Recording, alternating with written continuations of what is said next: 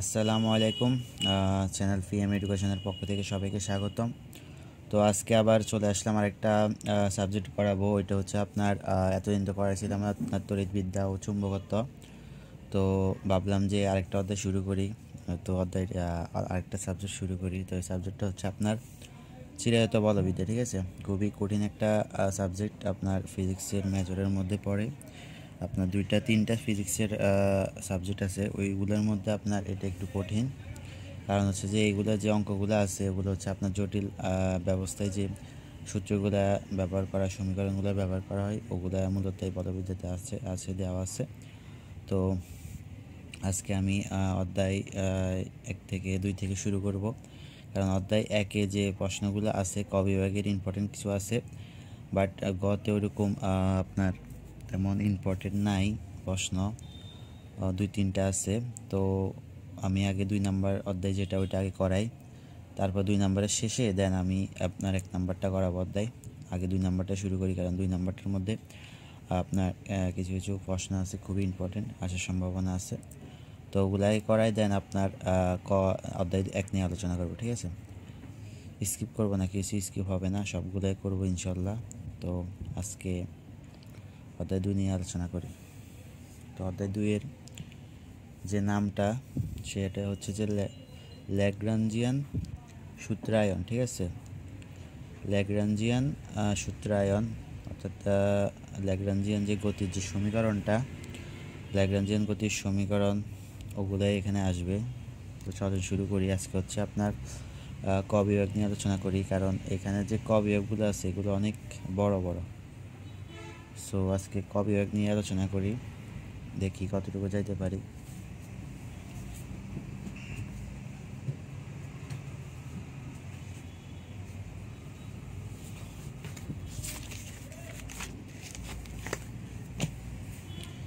আচ্ছা, প্রথম যে প্রশ্নটা ওইটা হচ্ছে আপনার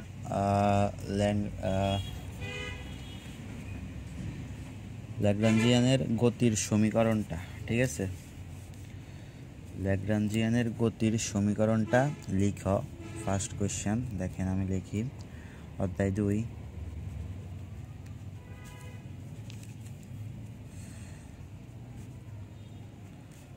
ল্যাগ্রাঞ্জিয়ান সূত্রায়ন, এই অধ্যায়ের নাম। তাহলে আমরা আজকে ক বিভাগ থেকে শুরু করব। তো ক বিভাগ লিখলাম। আচ্ছা, যে প্রথম যে কোয়েশ্চেনটা ওইটা হচ্ছে আপনার ল্যাগ্রাঞ্জিয়ান। আচ্ছা দেখেন, ল্যাগ্রাঞ্জিয়ান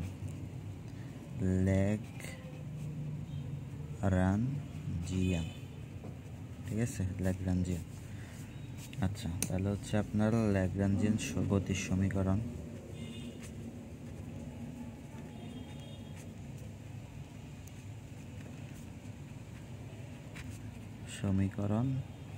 কি? এটা আপনার 2013-তে আসছে, আর হচ্ছে 15-তে আসছে। 13 আর হচ্ছে 15 আর সম্ভাবনা আছে। দেখেন সূত্রটা, আপনার যাদের গাইড আছে তারা দেখছেন যে সূত্রটা লেখা আছে এরকম। সূত্রটা আগে লিখি, যে ল্যাগ্রাঞ্জিয়ান গতির সমীকরণটি হলো D by DT DL by D Q I, এখানে একটা ডট, তারপর minus DL by D Q I is equal to 0। ঠিক আছে, এটা হচ্ছে আপনার ল্যাগ্রাঞ্জিয়ান গতির সমীকরণ। তো সব কিছু লিখলাম, সব কিছু দেখলাম।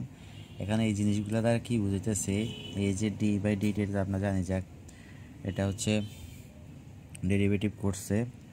বাট এই যে ডেরিভেটিভ করার পরে এই যে DL by D Q I, একটার মধ্যে দেখেন D I Q I dot আছে, এখানে ডট একটা, আরেকটার মধ্যে হচ্ছে কিউ আই। তো এই জিনিসগুলো কি দেখেন, আমি লিখে দিই। এই জিনিসগুলো মনে রাখবেন, কারণ পরবর্তীতে গ বিভাগে যখন করাবো তখন এই অধ্যায়ের মধ্যে অঙ্ক এগুলো নিয়ে এই অঙ্ক। দেখেন কিউ আই দ্বারা কি বোঝায়, এটা হচ্ছে সাধারণ স্থানাঙ্ক বোঝায়। ঠিক আছে, সাধারণ স্থানাঙ্ক বোঝায় এটা দ্বারা। আচ্ছা, এই কিউ আই দ্বারা সাধারণ স্থানাঙ্ক বোঝায়, অর্থাৎ এটা হচ্ছে আপনার আই বরাবর, ঠিক আছে। স্থানাঙ্কটা এই কারণে আমি কিউ আই লিখছি। আপনারা চাইলে এটা কিউ জেড লিখতে পারেন, কিউ কে লিখতে পারেন, যেটাই লেখেন হবে, ঠিক আছে। অর্থাৎ সাধারণ স্থানাঙ্ক বলছে এরকম স্পেসিফিক আপনার ইয়ে করে নাই যে না এটাই লিখতে হবে। এই জিনিসটা আপনার ত্রিমাত্রিক হতে পারে, আপনার এক্স ওয়াই জেড ত্রিমাত্রিক হতে পারে, আপনার আবার আর থিতা পোলার স্থানাঙ্ক হতে পারে। যেটাই হোক আপনার এগুলোর ক্ষেত্রে এটাকে আমরা কি বলি, সাধারণ স্থানাঙ্ক বলি, ঠিক আছে। তাহলে এই জিনিসটা হচ্ছে সাধারণ স্থানাঙ্ক। এটা হচ্ছে আপনার Q I, Q Z, Q K যেটাই লেখেন হবে।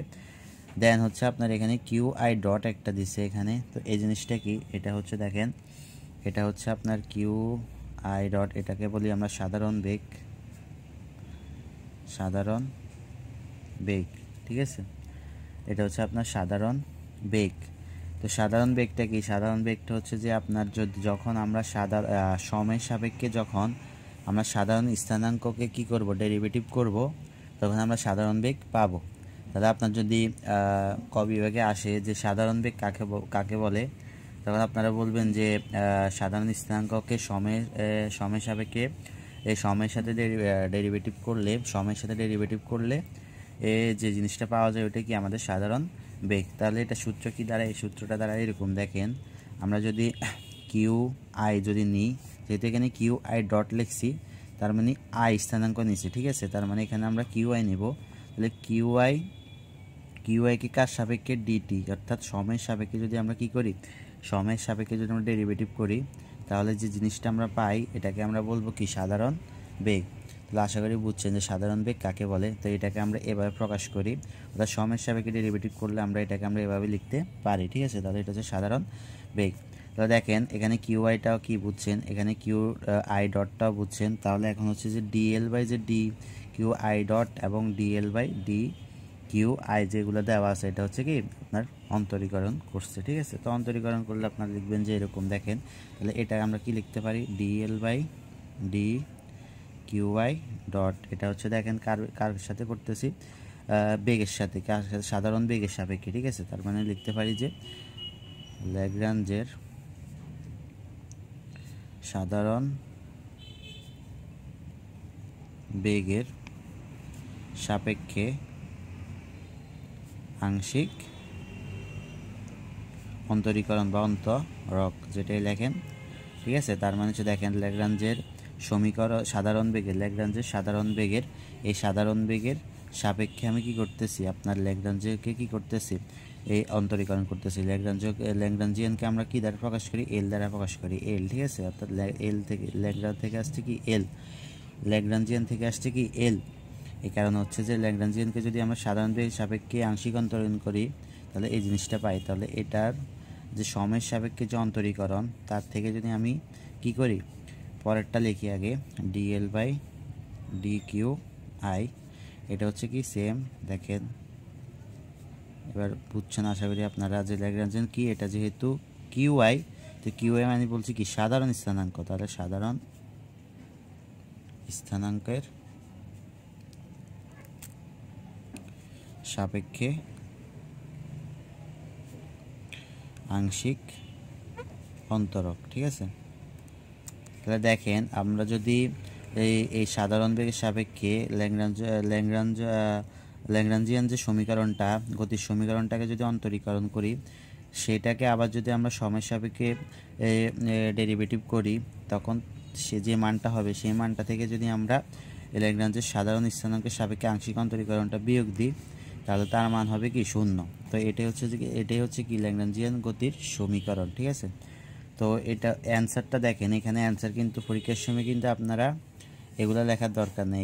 এখানে থেকে যেগুলো আমি লিখছি এগুলো লেখার দরকার নাই, আপনার অ্যান্সার এখানেই। পরীক্ষার সময় আপনার এই অ্যান্সারটা লিখবেন। কিন্তু আমি এগুলো লেখানোর কারণ হচ্ছে যে এগুলো বুঝে দিছি যে কোনটা কি।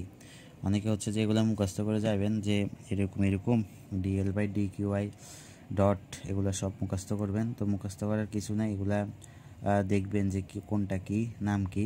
হয়তো বা আপনার এগুলো না আসে, বলবে যে ধরেন সাধারণ বেগ চলে আসছে, ঠিক আছে, তখন তো আপনারা পারবেন না। তো আমি দেখাই দিচ্ছি কোনটা কি, আশা করি এগুলা বুঝছেন কোনটা কি বলে। তাহলে এটা হচ্ছে যে আপনার 1 নাম্বারটা। বা 2 নাম্বারটা দেখেন,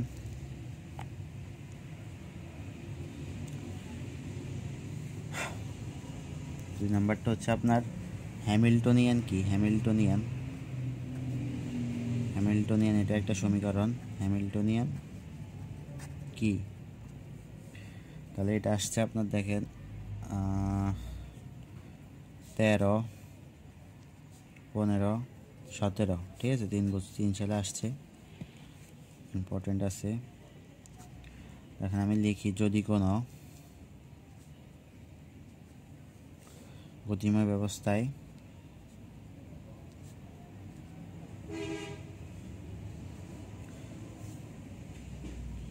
সাধারণ স্থানাঙ্ক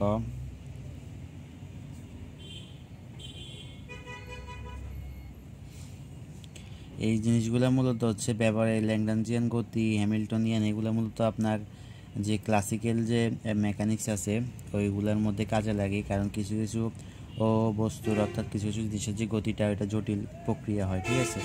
তো তখন সেই ক্ষেত্রে এই জিনিসটা বের করার জন্য আমাদের এই গতিগুলো ব্যবহার করা হয়, সমীকরণগুলো ব্যবহার করা হয়, ঠিক আছে। না হলে তো এগুলা তো আপনারা বলবেন যেগুলোর কাজ কীগুলো কেন আসছে, তো ওগুলোর ক্ষেত্রে মূলত আপনার যে বিভিন্ন গতির যে জটিল যে সমাধানগুলা বিভিন্ন স্থানাঙ্কে বিভিন্ন দিকে, তখন সেই ক্ষেত্রে আপনার এই সমীকরণগুলো কাজে লাগে ওগুলো বের করার জন্য। তো এগুলোর কাজটা হচ্ছে ওটা, পরীক্ষা যদি আসে কাজ কী ওটা লিখে দিবেন, ঠিক আছে। তাহলে যদি কোনো গতিময় ব্যবস্থায় সাধারণ স্থানাঙ্ক কিউ আই, আচ্ছা কিউ যে ধরি, দেখেন আগেরটা যেহেতু কিউ আই ধরছি, এখন এটা কিউ যে ধরি, যাই ধরেন, অর্থাৎ আপনার যদি স্থানাঙ্ক কিউ যে ধরেন তাহলে সাধারণ বেগটা হবে কি কিউ জে নট, ঠিক আছে, কিউ জে নট,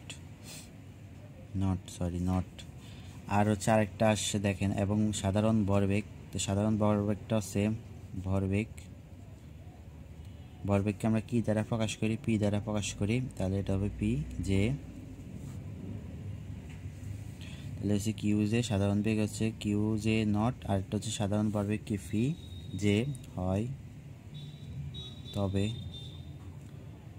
ওই ব্যবস্থাটির, আমি কি এতক্ষণ কিউ জেড বলতেছিলাম, এটা জেড না, এটা জে, সরি মুখে দিয়ে চলে আসছে জেড, এটা জে, ওই ব্যবস্থাটির ফাংশন হবে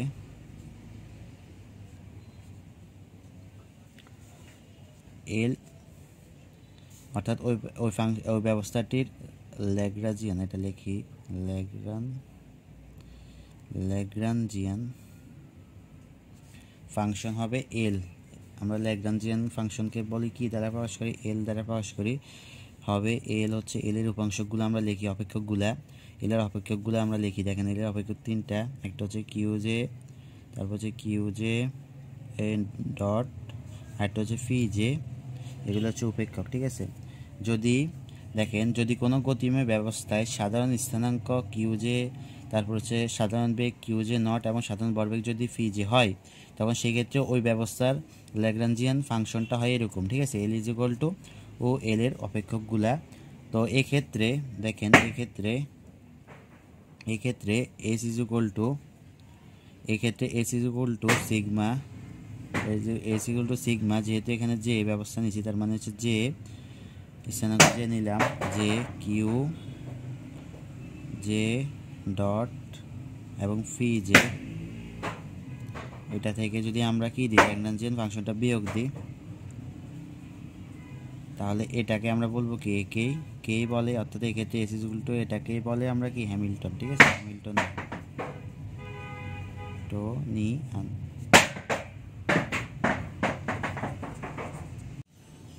তাহলে কি বলছি, যদি কোনো গতিময় ব্যবস্থা যদি হয় একটা, তখন সেই ক্ষেত্রে যদি আমরা ওই গতিময় ব্যবস্থা সাধারণ স্থানাঙ্ক কিউ জে, সাধারণ বেগ যদি কিউ জে নট এবং সাধারণ ভরবেগ যদি আমরা ফি জে নিই, তখন সেই ক্ষেত্রে ল্যাগ্রাঞ্জিয়ান ফাংশনটা হবে এরকম।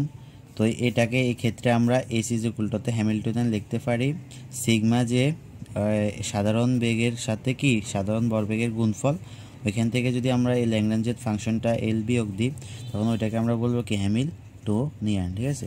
তো এটা হচ্ছে যে হ্যামিল্টনিয়ান কাকে বলে। পরেরটা এবার দেখেন, আচ্ছা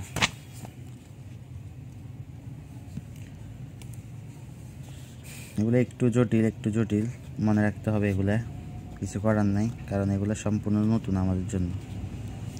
পয়সন ব্র্যাকেটের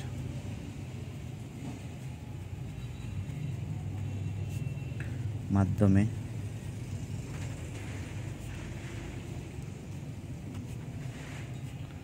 হ্যামিল্টনের গতির সমীকরণ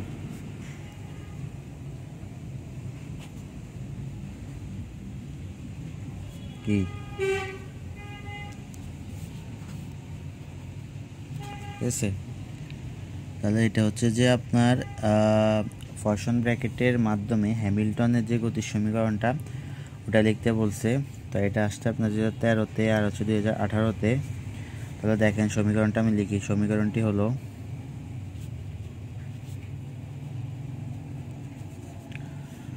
সমীকরণটা হচ্ছে যে গতির সমীকরণ হচ্ছে ফি জে, অর্থাৎ সাধারণ যে ভরবেগ আমরা বলি ওটা ইজ ইকুয়াল টু হবে ডেল্টা এইচ বাই হচ্ছে কিউ জে। ঠিক আছে, অর্থাৎ সাধারণ। আচ্ছা, এটাকে আমরা কি বলতে পারি এখন দেখেন বাংলাতে যদি বলি যে সাধারণ স্থানাঙ্ক, হ্যাঁ কি হচ্ছে সাধারণ স্থানাঙ্কের সাপেক্ষে যদি আমরা হ্যামিল্টন সমীকরণটাকে কি করি ডেরিভেটিভ করি, তখন যে জিনিসটা পাবো ওইটা হচ্ছে কি পয়সন ব্র্যাকেটের মাধ্যমে হ্যামিল্টনের গতির সমীকরণ। ঠিক আছে, তো এটাই। আচ্ছা, এবার পরবর্তীটা দেখেন, এটা খুব ইম্পর্টেন্ট, যেটা এখন করাবো। এটা অনেকবার আসছে আপনার, এবার আসার সম্ভাবনা আছে যে পরিবর্তনশীল নীতি কি?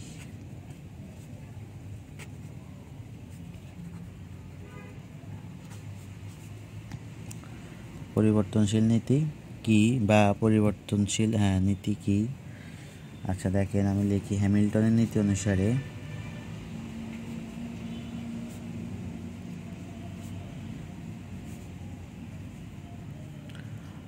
একটি গতিময় সিস্টেমের গতিপথ এমন হয় যার জন্য এল এর সময়ের উপর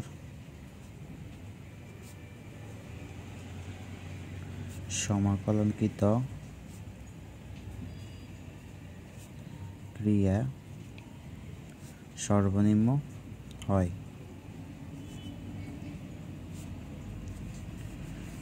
দেখেন কি বলছে যে হ্যামিল্টন নীতি অনুসারে একটা গতিময় সিস্টেম বা ব্যবস্থার গতিপথ এমন হয় যার জন্য এল এর সময়ের উপর সমাকলনকৃত ক্রিয়া, যার জন্য এল এর অর্থাৎ ল্যাগ্রাঞ্জের যে সমীকরণটা ওইটার সময়ের উপর সমাকলনকৃত ক্রিয়া, অর্থাৎ সময়ের সাপেক্ষে সময়ের উপর সমাকলন করতে হবে, করার পর যে ক্রিয়াটা হবে ওটা সর্বনিম্ন হবে, অর্থাৎ সর্বনিম্ন মানে কি 0।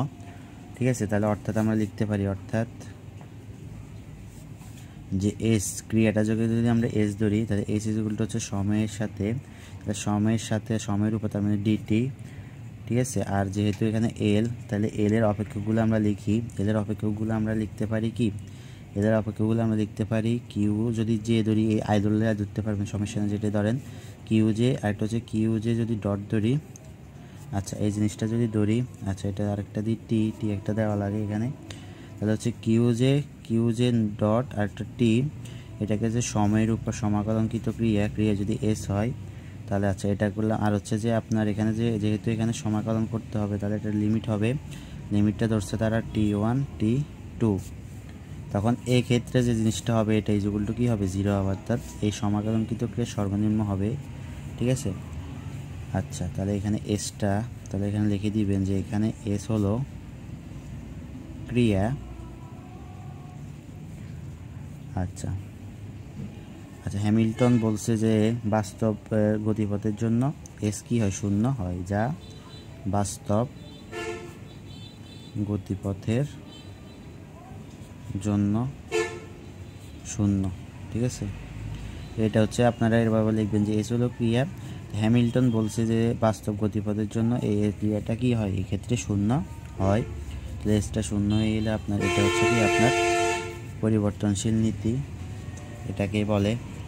লাস্ট যেটা সেটা হচ্ছে চক্রবদ্ধ, আরেকটা অঙ্ক লাস্ট দেখেন, 5টা অঙ্ক করাবো, আরও আছে, এগুলো আপনারা চাইলে করতে পারেন, বাট এগুলো আসে না কখনো। তো যদি আসে যায় তাহলে তো সমস্যা, আপনারা করবেন, আমি আর করাবো না। আমি বলছি যে শুধু বোর্ডেরগুলোই করাবো, যেগুলো ইম্পর্টেন্ট ওগুলোই করাবো। তো এটা আসতে আপনার দেখেন 2016 খুবই ইম্পর্টেন্ট। কবার আসতে দেখেন 16, 17। আমাদের ন্যাশনালে অনেকেই মনে করে যে ক বিভাগটা পড়বো না, ক বিভাগে বাদ 10টা মার্ক আসবে, ওটা বাদ, সমস্যা নাই, ওটা বাদ দিয়ে আমি বাকিগুলা খ আর গ এর মধ্যে নাম্বার উঠাবো। বাট এটা সম্পূর্ণ ভুল ধারণা আমি মনে করি, কারণ কটার মধ্যে যদি আপনি একটু ভালোভাবে পড়ে যান, আপনি একদম 8-9 উঠাতে পারবেন, খুব সহজ। তো একটু কষ্ট করে একটু জিনিসগুলো পড়ে গেলে আপনার কত, যদি আপনার এখানে গোটা নাম্বার চলে আসে তাহলে খারাপ কি, ঠিক আছে? তো কগুলো পড়বেন, এগুলো একটু কঠিন। এই চিরায়ত বলবিদ্যা যে ক, আর হচ্ছে আপনার ক্যালকুলাসের কগুলা আর চিরায়তের কগুলো একটু কঠিন। বাকি যে সাবজেক্টগুলো আছে ওগুলোর পর সহজ, যেগুলো সহজ ওগুলোই পড়েন, আর এগুলো তো পড়তে হবেই, এগুলো পড়বেন।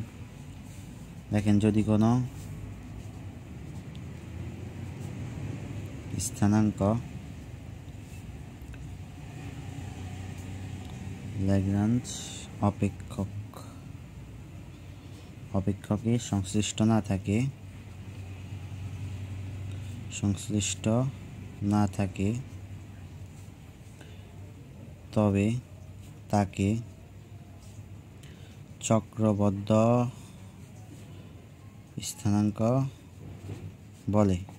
তাহলে দেখেন আমরা একটু আগে বলছিলাম যে ল্যাগ্রাঞ্জিয়ান সমীকরণ যে অপেক্ষকগুলো ওগুলো আমরা লিখি, তো যে জিনিসটা অর্থাৎ যে স্থানাঙ্কটা ও অপেক্ষকে থাকবে না, সংশ্লিষ্ট থাকবে না, ওটার সাথে যুক্ত থাকবে না, তখন ওই অপেক্ষককে আমরা বলবো কি চক্রবদ্ধ স্থানাঙ্ক। তো ব্রেকের সময় আপনারা মনে করবেন যে হ্যাঁ আমি তো পড়ছিলাম যে ল্যাগ্রাঞ্জের কি আছে, অপেক্ষকগুলো আছে। তো চক্রবদ্ধ মানে হচ্ছে যেগুলো ল্যাগ্রাঞ্জের অপেক্ষকের মধ্যে থাকে না, সংশ্লিষ্ট থাকে না, ওই স্থানাঙ্কগুলোকে আমরা বলি কি চক্রবদ্ধ স্থানাঙ্ক। আশা করি মনে থাকবে। তো এই ক্ষেত্রে কী হয়, এই ক্ষেত্রে দেখেন, এই ক্ষেত্রে এই জিনিসটা শূন্য হয়, অর্থাৎ এটাকে যদি আমরা কিউকে ইজ ইকুয়াল টু 0, এক্ষেত্রে এত শূন্য, এটা এই ক্ষেত্রে যদি এই ডেল্টা এল বাই ডেল্টা কিউকে যদি 0 হয়, তখন এই কিউকে আমরা বলবো কি চক্রবদ্ধ স্থানাঙ্ক, ঠিক আছে? লাস্টের লাইনে আবার এটা বলে দিছে এই, তাহলে এটা হচ্ছে আপনার 5 নাম্বারটা চক্রবর্তী স্থানাঙ্ক। তো 5টাই করেছি, বাকি আরও অনেকগুলোই আছে, আমি দেখাই। আরও আছে যে একটা সরল দোলকের গতি নির্দেশক সমীকরণ, একটি রৈখিক সন্ধিত স্পন্দকের ল্যাগ্রাঞ্জীয় সমীকরণ, গতিপথ সংক্রান্ত অয়লারের সমীকরণ, ল্যাগ্রাঞ্জ অপেক্ষক কী নির্দেশ করে, পক্ষের গতিপথ কি সমীকরণ আকারে লিখ, ক্যাটিনারি সমীকরণ, আরেকটা হচ্ছে ল্যাগ্রাঞ্জের সমীকরণের স্বরূপ কি। তো এগুলো কখনোই আসে নাই এই পর্যন্ত, বাট আপনারা যদি করতে চান তাহলে এগুলা দেখবেন, পড়বেন, ঠিক আছে? আমি আর পড়াবো না। তো আজকের ক্লাসটা খুবই সংক্ষিপ্ত, ক বিভাগ নিয়ে আলোচনা করছি। আগামীতে ইনশাল্লাহ আপনার নেক্সট ক্লাসে খ আর গ বিভাগের অঙ্কগুলো নিয়ে আলোচনা করবো। এই অধ্যায়ে খুবই একটু কঠিন, এগুলা একটু জটিল, বড় আছে এগুলা, তো একটু চেষ্টা করবেন এগুলা করার জন্য, কারণ এই অধ্যায় তো সাবজেক্টে তো দিতে হবে, ঠিক আছে? পরীক্ষায় তো দিতে হবে। অধ্যায় মোট হচ্ছে আপনার, অধ্যায় কয়টা এখানে? আচ্ছা, অধ্যায় অনেকগুলো আছে, তো এখন থেকে শুরু করেন। তো সবাই ভালো থাকবেন, আসসালামু আলাইকুম। আচ্ছা, এটা হচ্ছে যে নোট, এই যেগুলো করাইছি এগুলা নোট দেখেন, এই হচ্ছে 1 নাম্বার 2 নাম্বারটা, তারপর হচ্ছে আপনার এই দেখেন 3 নাম্বার 4